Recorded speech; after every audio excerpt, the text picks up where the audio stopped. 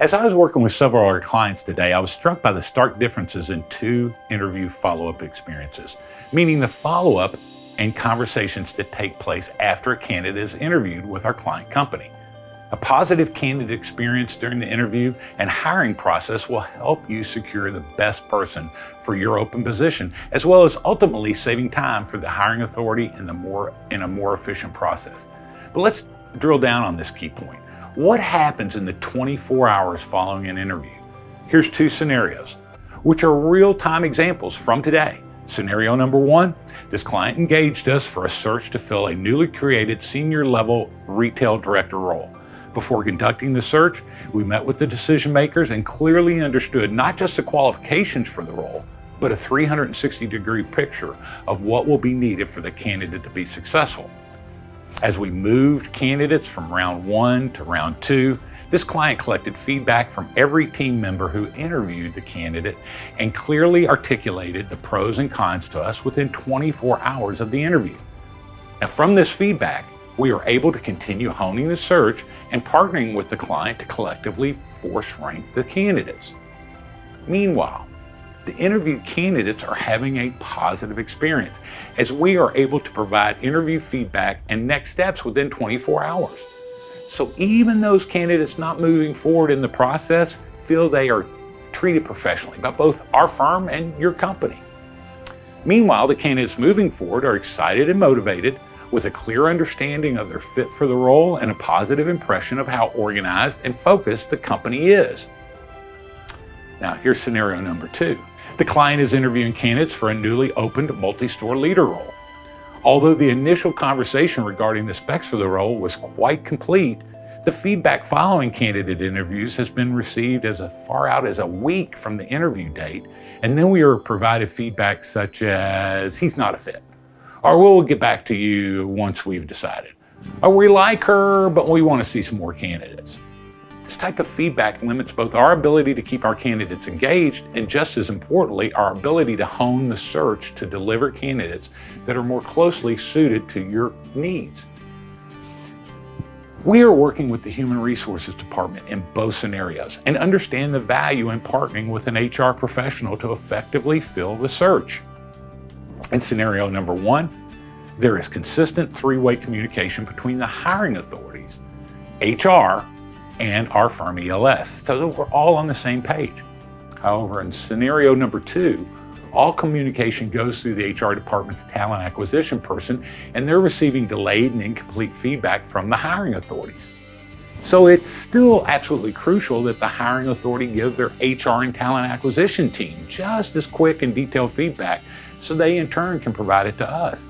Now, believe me, the HR and talent acquisition staff at your company gets just as frustrated as we do when they have to chase down feedback only to receive short responses from the hiring authorities that provides no real feedback or reasons on why the candidate was passed on.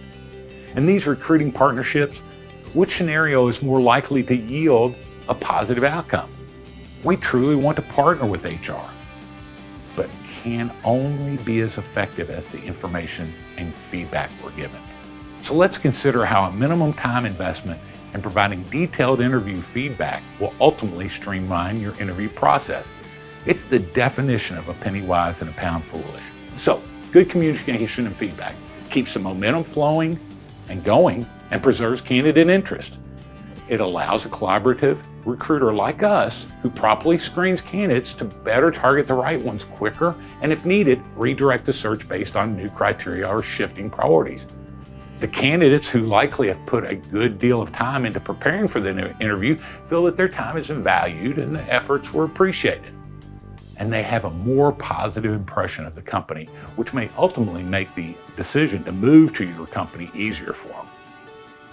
On the flip side, bad communication leaves a negative impression that the company is disorganized or simply doesn't value the candidate's time and effort. We can only do so much to smooth over those perceived chaos of the client company.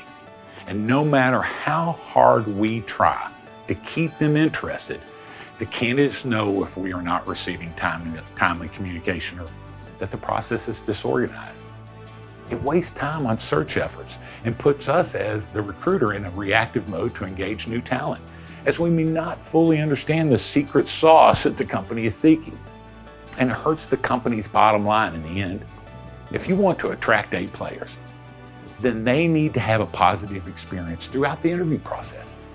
These days, it's not just about the money. The workforce is all about cultural fit and the working environment where their ideas are supported, listened to, and where executives are fostering a positive workplace.